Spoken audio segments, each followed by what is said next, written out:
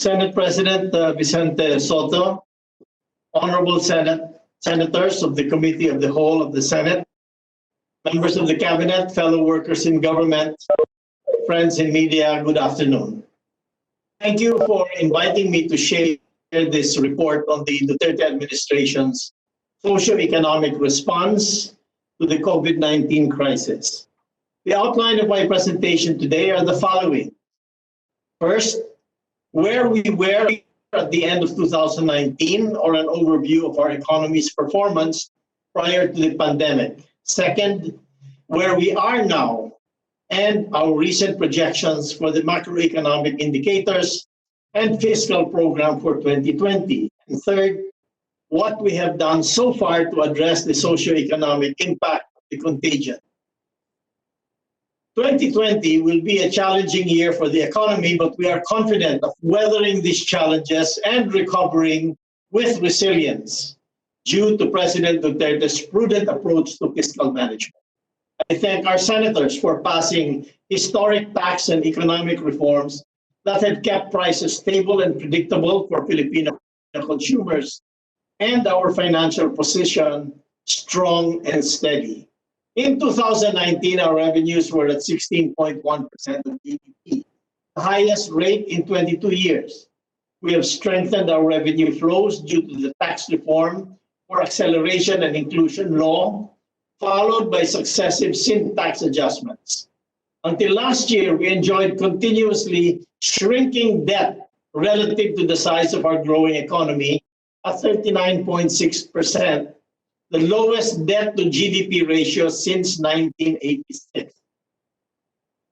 We received a credit rating upgrade to BBB+, our highest the country has ever received, and only one notch below the A rating territory. Meanwhile, the rice tariffication law has continued to help keep inflation low and stable. The year-to-date inflation rate is now at 2.6%, well within our target of 2% to 4%. As of March of this year, our gross international reserves grew even larger to $89 billion equivalent to close to 8 months of imports.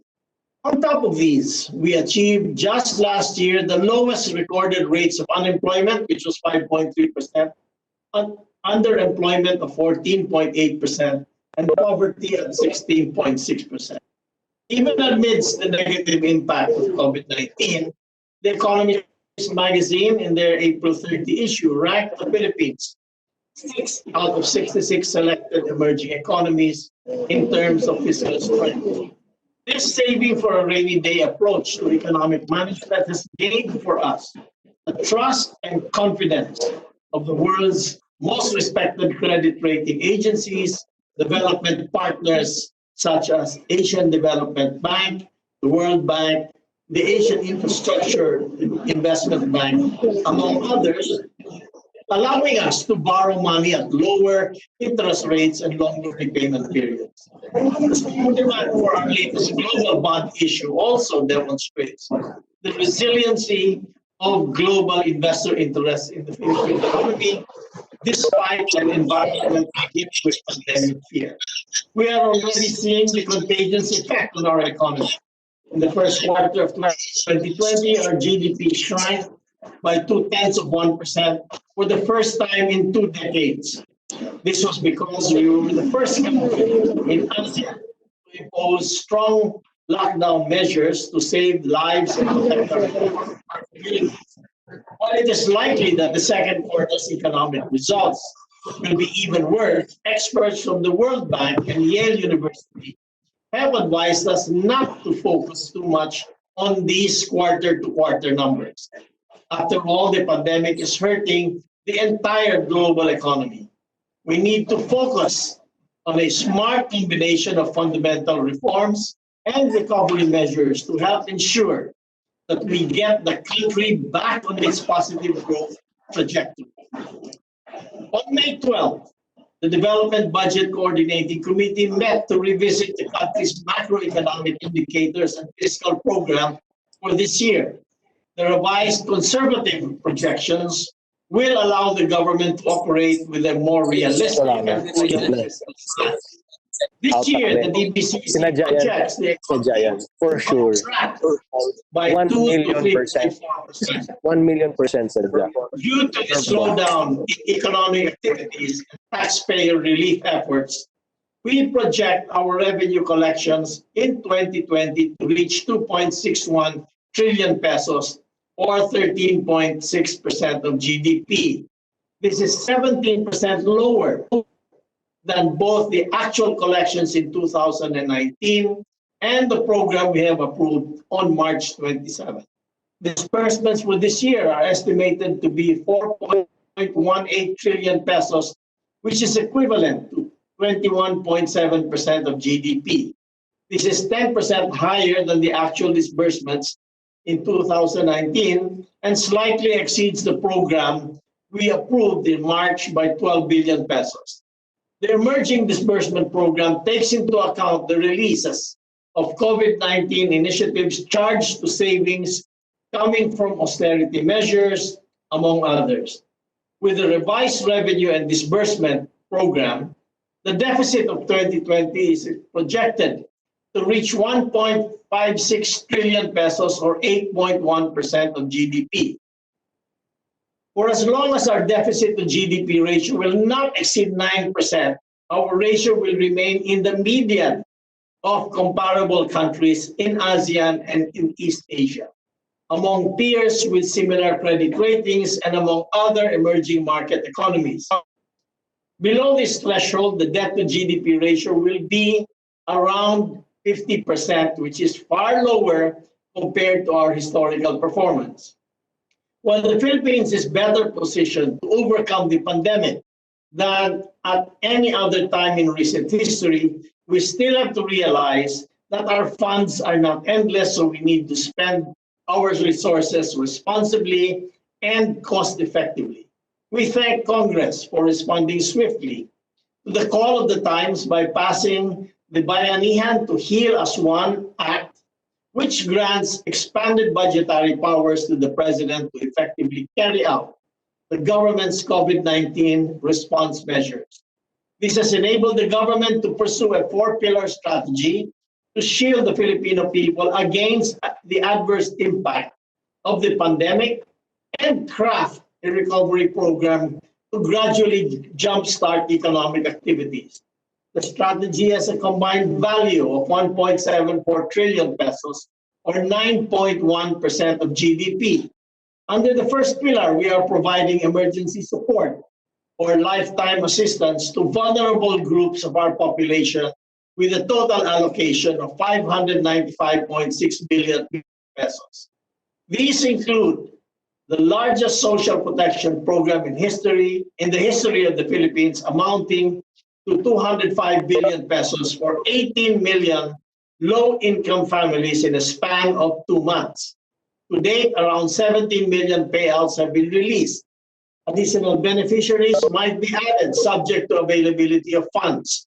This is complemented by a 51 billion peso wage subsidy program for 3.4 million workers of small businesses, also for 2 months. This is our way of helping small businessmen retain their employees. To date, we have already credited the first tranche of subsidies to more than 2.7 million employees. Other relief programs for small businesses have also been put in place.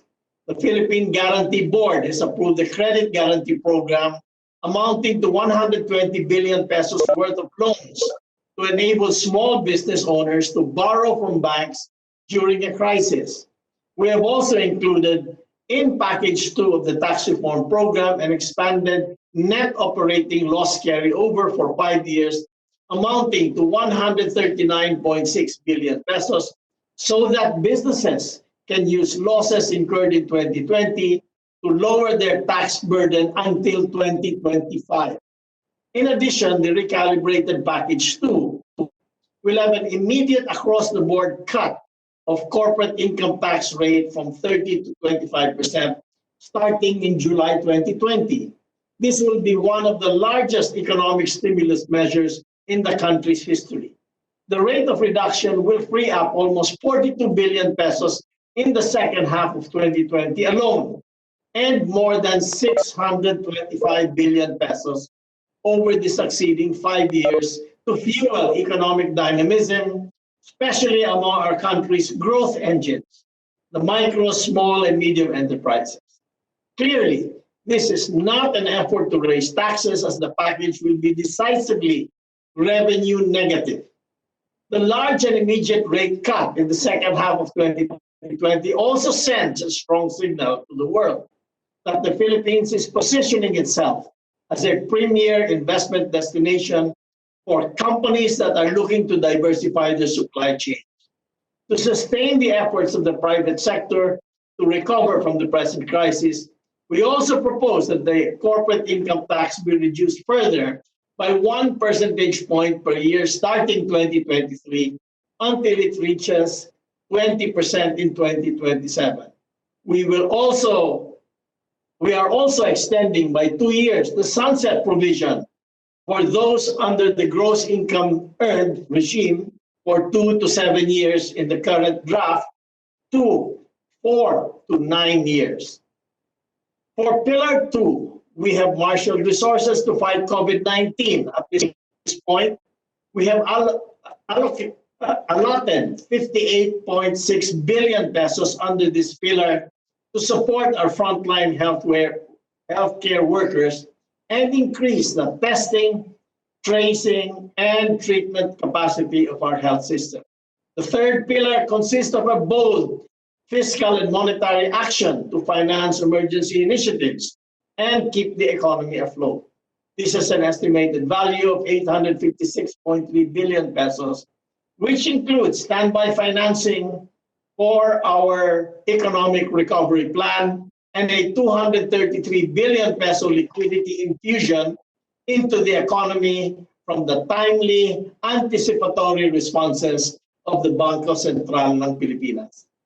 Finally, the fourth pillar, the economic team, is working on a recovery program that will help us jumpstart economic activity and provide industries the assistance they need to get back on their feet.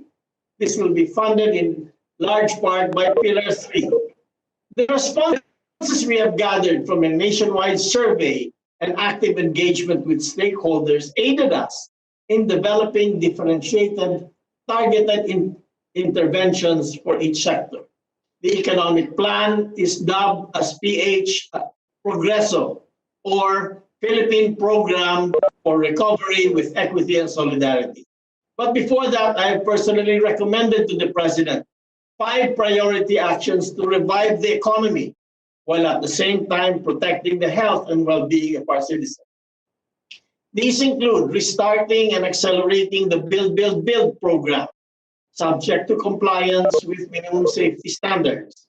The infrastructure program remains to be the best driver of economic growth because it has the best multiplier effects in terms of employment and shared prosperity. It will primarily fuel our bounce back plan and will help our economy recover quickly. Second, we are aware that a lot of Filipinos, including those working overseas, may have temporarily lost their jobs due to the pandemic.